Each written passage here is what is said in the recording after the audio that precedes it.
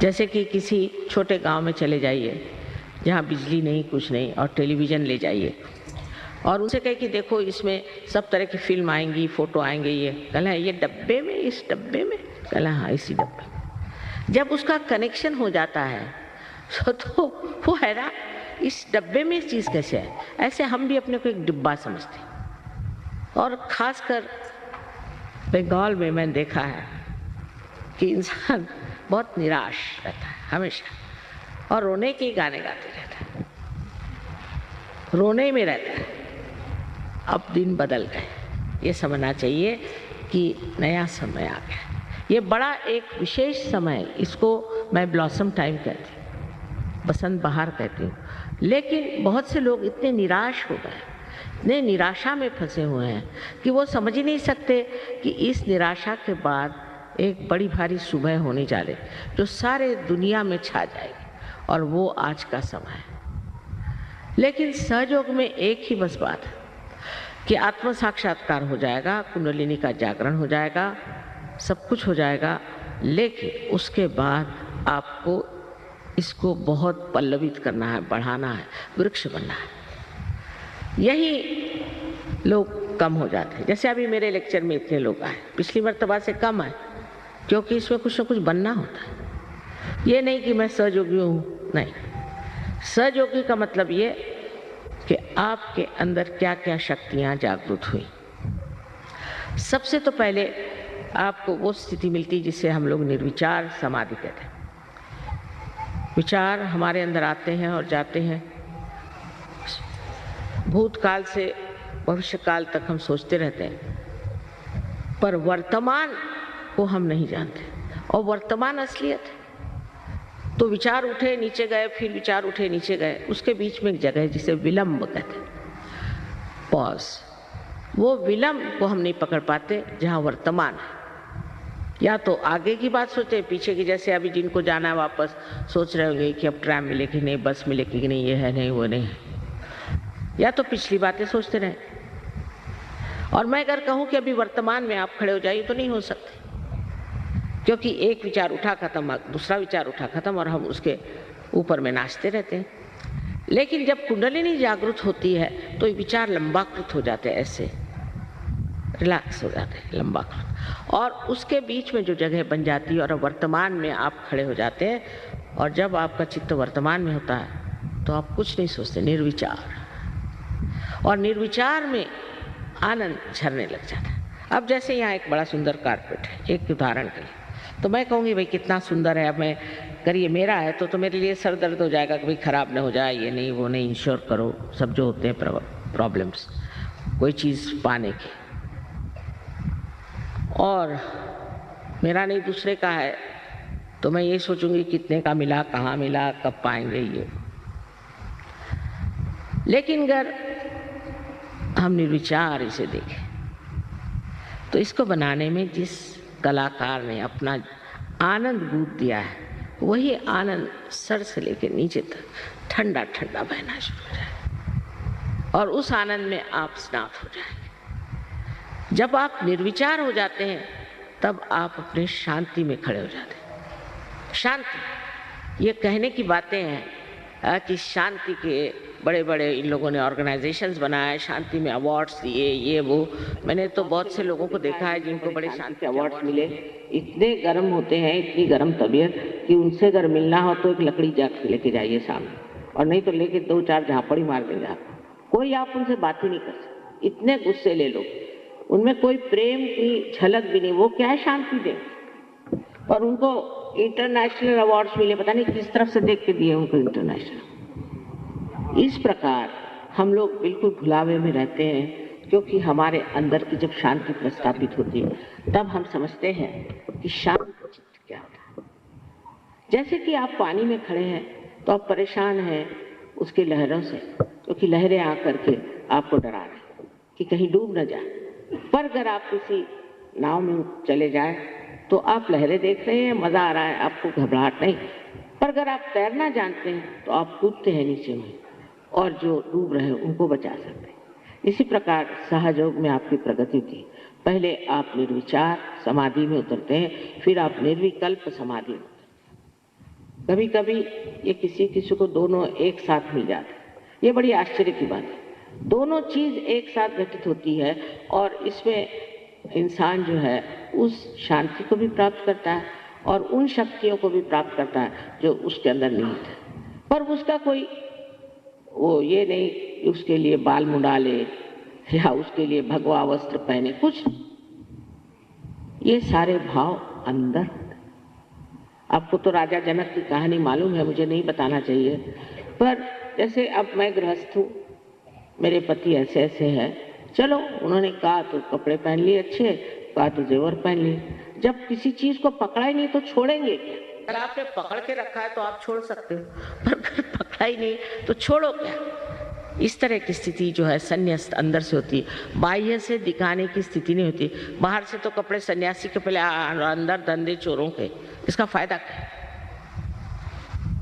तो ये जो ढोंग है ये सब खत्म हो जाता है, क्योंकि मानव अपनी इज्जत करने लगता है, अपना मान उसको होता है, उसके अंदर एक तरह की चमक आ जाती है कि मैं क्यों, मुझको क्या करना। और ये आत्म साक्षात्कारी लोग ही दुनिया में बड़ा बड़ा नाम करते, जैसे अपने तिलक साहब, तिलक आत्म साक्षात्कारी थे, इसमें कोई शक नहीं। अब्राहम लिंकन थे, वो आत्म साक्षात्कारी थे। शास्त्री जी थे, वो आत्म साक्षात्कारी। हमें तो हम कहते हैं कि जो लोग आत्म साक्षात्कारी नहीं, वो कभी भी सत्य पे टिक ही नहीं सकते। आप कोई भी ऑर्गेनाइजेशन ले लीजिए, बस झगड़े शुरू आपस में। क्यों? क्योंकि असत्य पे खड़े हो, इसीलिए सब डामाडोल हो रहा है। तो पहले आपको प्राप्त करना चाहिए कि अपनी अंदर की शांति। इस शांति को प्रस्थापित किए बगैर आप कोई भी विश्व में शांति नहीं कर सकते। आपको आश्चर्य होगा, रशिया में यहाँ से कहीं अधिक लोग, सारा इससे बड़ा भी होता है स्टेडियम, सारा बढ़ जाता है और सारे के सारे एक साथ पार हो जाते हैं। और इतने शांत चित्त लोग हैं रशिया के। कम्युनिज्म का यही फायदा मैंने देखा कि उनको किसी चीज़ से, जिसको कहते हैं कि किसी चीज़ को पकड़ नहीं है। उनकी गवर्नमेंट ने कहा अच्छा तुमको हम तुम्हारे फ्लैट्स दे देते हैं, ले लो। कहना ना, हमको नहीं चाहिए, तुम ही रखो। ये एक फायदा हुआ। उसमें 35 या 40% लोग बहुत ही बेकार हैं। उनको तो मालबोरो सिगरेट दे दो तो भी चाहिए, वो खुद दे दो तो चाहिए। पर बाकी के जो है इतने कमाल के लोग हैं। जिस वक्त मैं कू हो रहा था, मैं वहाँ थी, तो मैंने कहा तुम लोग परेशान नहीं, ये कू हो रहा है? कहले माँ हम कोई इस राज्य में थोड़ी रहते हैं, हम तो we are living in the kingdom of God, परमात्मा के साम्राज्य में रहते हैं, हमको क्या परवाह। और इस तरह से उन लोगों ने अपने को समझ लिया, इस तरह से पार हो जाते हैं। हजारों हजारों लोग रशिया में पार। एक गांव है तलियाती, वहाँ 21,000 सहयोगी हैं। सहयोगी है, इसमें फ़र्क है पार हो जाना और सहयोगी होना। और एक मजाक ऐसा है कि उन्होंने एक अमेरिकन सहयोगी से पूछा कि भाई अमेरिका में कितने सहयोगी हैं, तो उन्होंने कहा कि 57। तो कहा है तुम्हारे यहाँ 57,000 है, हमारे तो तलियाती में 21,000 ही। तो ये फ़र्क अमेरिकन और एक रशियन का है। ये समझने की बात है कि जो रशिया में हालत हो गई वो यहाँ भी होगी, इसमें कोई शंका नहीं। पर उसमें ये देखना है कि आप लोग सहज में हैं या नहीं, क्योंकि सहज ये मध्य मार्ग है, बुद्ध का बताया हुआ मध्य मार्ग। मध्य में आना चाहिए, एक एक्सट्रीम में राइट, एक एक्सट्रीम में लेफ्ट है, इसके मध्य में जो है वो सहयोग है और आप मध्य मार्गी होते हैं। आप बुद्धिस्ट नहीं होते, वो भी एक नमूने हैं, बुद्धिस्ट को छोड़िए, पर मैं कहती हूँ कि आप मध्य मार्गी हो जाते हैं, असलियत में मध्य मार्गी हो जाते हैं। एक संतुलन आपके अंदर आ जाता है। उसके बाद आपके अंदर, अब ये बंगाल तो कला के मशहूर है, बहुत कला है, लेकिन उस कला का प्रादुर्भाव नहीं, उस कला के संसार में कहना चाहिए कि लोगों को पहचान नहीं। और वो कला जो आपके अंदर आज ऐसी ही बंगाल में घुट रही है, वो सारे विश्व में फैल जाए, क्योंकि आपके अंदर एक ऐसी व्यक्ति जागृत हो जाएगी जो एक विशेष रूप कला को बढ़ावा देने के लिए, उसके प्रादुर्भाव के लिए एक विशेष रूप से कार्यान्वित होगी। अब हमारे यहाँ बहुत से कलाकार सहयोग में आकर के कहाँ से काम कर रहे हैं। आपने देबू चौधरी का नाम सुना होगा। उनके हाथ में क्रैम्प्स होते थे, पहले बजा नहीं पाते थे, सहयोग में आते, आज कहाँ से काम कर रहे हैं। अमजद अली, उनसे पूछा, सिफात हुसैन का, इतने लोग हैं जो कि सहयोग में आने के बाद ही पनप गए। सुष्मिता सेन भी सहयोगिनी है। इसका जो अंदर से ये माँ की लालच बच्चों को देने की कि जैसे अगर आपको कोई बात कहनी है तो चॉकलेट में घुसा के दे दो तो दिमाग में आती। तो पहले तो कला, पर दूसरी बात जो बंगाल की खास है वो है प्रेम। मेरे ख्याल से दुनिया में सबसे श्रेष्ठ लेखक बंगाल में हुए शरद चंद्र। उनसे बढ़ के कोई लेखक नहीं, जिन्होंने कि इतना प्यार को समझाया, इतना बारीक बारीक संवेदना उन्होंने लिखी। उस प्यार की शक्ति जो अपने अंदर थोड़ी सी भी पनप रही है, उसका जो विश्व रूप है उसे आप प्राप्त करते हैं। हमारे यहाँ जैसे कि कविता है, रविंद्र बाबू ने ये विजन देखा था कि भारत के शोर पे, भारत के किनारे ऐसी ऐसी लोग आएंगे। ये सब हो रहा है। गणपतिपुरे करके एक जगह है, वहाँ पर ये सब हो रहा है। जो उन्होंने कहा था वो साकार हो गया। लेकिन इन लोगों को ये 70 देशों से आते, मैंने कभी लड़ते नहीं देखा, झगड़ते नहीं देखा, कोई गंदी बात बोलते नहीं देखा, और निरीक्षक। मैंने कहा भाई यहाँ बड़ा तुम लोगों को, अब ये लोग सब रईस करके भी हैं, काफ़ी आराम से रहते हैं, कि बे आराम ही है तुमको। तो कहले नहीं माँ, हमें तो आत्मा का आराम चाहिए, वो हम यहाँ प्राप्त करें। हम तो आत्मा के आराम के लिए, शरीर का आराम क्या करें, कैसे भी सो लेंगे, कैसे भी रह लेंगे, एकदम मस्त अवधूत बने हुए। अब बताइए कि फॉरेन के लोग, इंग्लैंड में जो पहला हमारा ये हुआ मुठभेड़ हुई, तो 7 ड्रग एडिक्ट्स के साथ 7।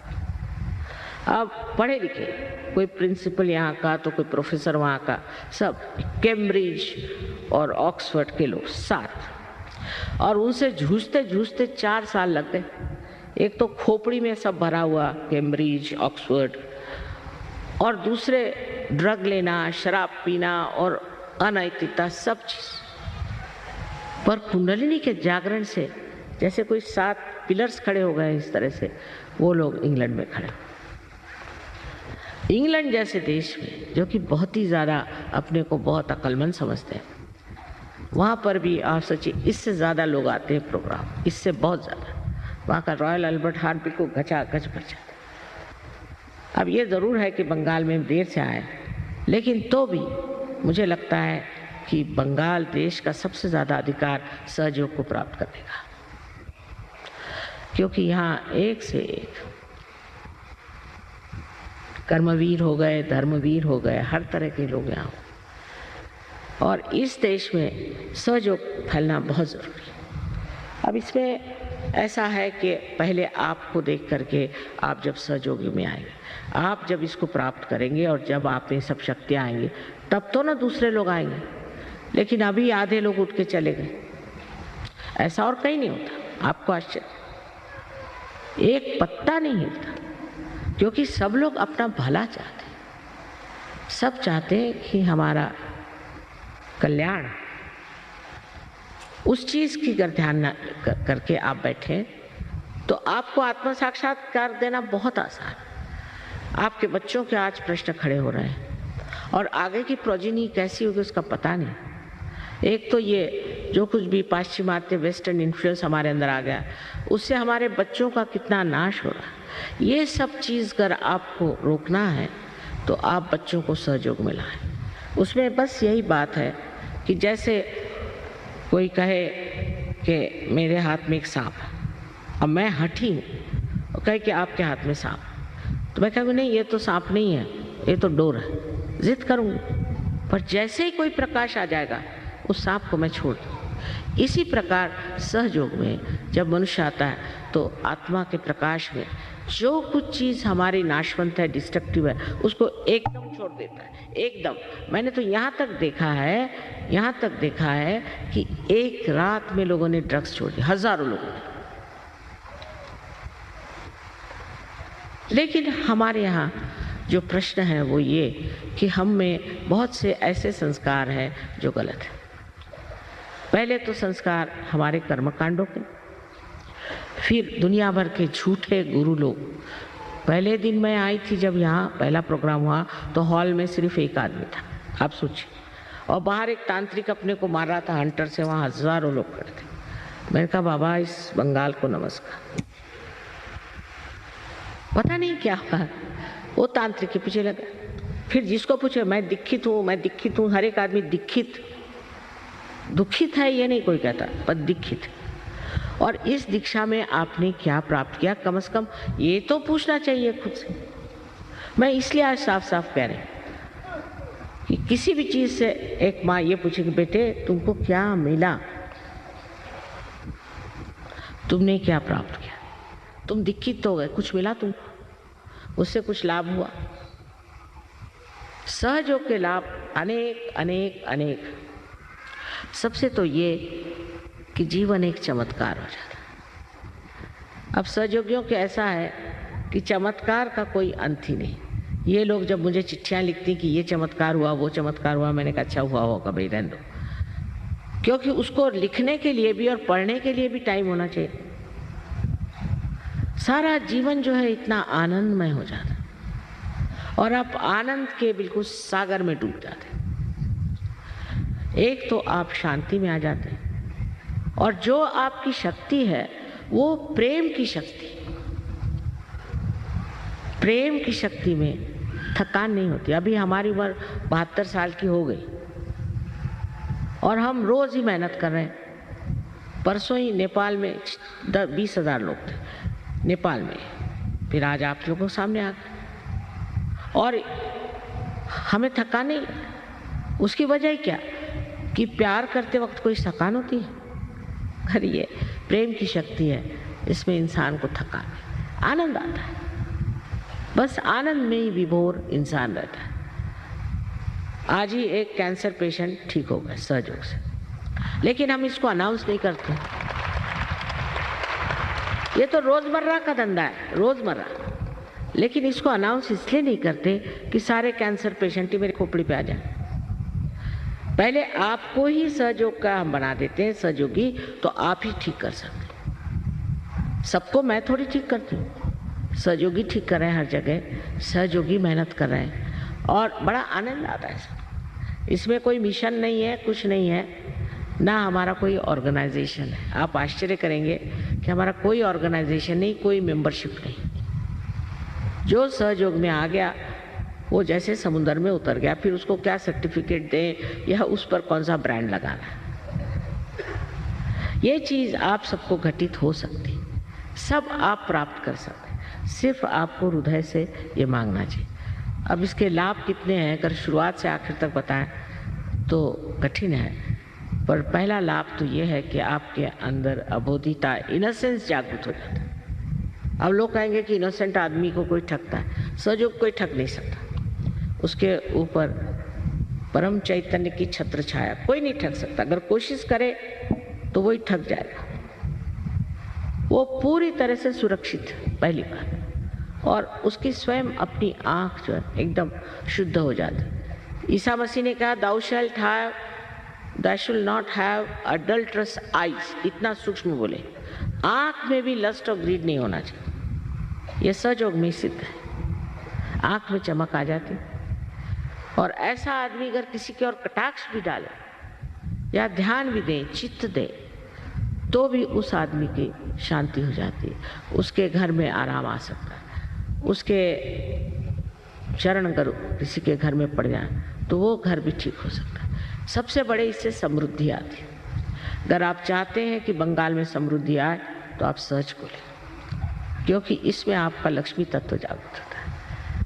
जब आपका अटेंशन, आपका चित्त एकाग्र होकर किसी चीज को पकड़ता है, और जब आपकी बुद्धि में आत्मा का प्रकाश आ जाता है, तो न जाने कहां से कहां लोग चले गए, समृद्धि भी बहुत आती है, पर समृद्धि ऐसी नहीं आती कि आप शराब पियो और ये करो वो करो। बहुत व्यवस्थित एक, इसको कहना चाहिए, शानदार इंसान बनते हैं। अपने प्रति बहुत आदर और दूसरों के प्रति आदर हो जाता। आदर से भी कहना चाहिए प्यार, और एक ऐसा प्यार जो बिल्कुल निर्वाज, शुद्ध, निर्मल है। ऐसा प्यार आपको एक दूसरे से प्राप्त भी होता है और आप एक दूसरे को देते भी। आज आपको पता है महाराष्ट्र से यहाँ 100 लोग आए हुए, महाराष्ट्र से 100 लोग यहाँ बैठे हुए हैं। इस महाराष्ट्र में बड़ी मेहनत करी मैंने, लेकिन संतों की भूमि है महाराष्ट्र, और इनका सहज की जो बैठक बड़ी जरूरत है। जैसे इनके गाने की बैठक है, वैसे ही इनके सहज की भी बैठक है। वैसे ही बंगाल में भी ऐसे ही लोग यहाँ बड़े कर्मवीर हो गए। अब जरूरत है नए आंदोलन की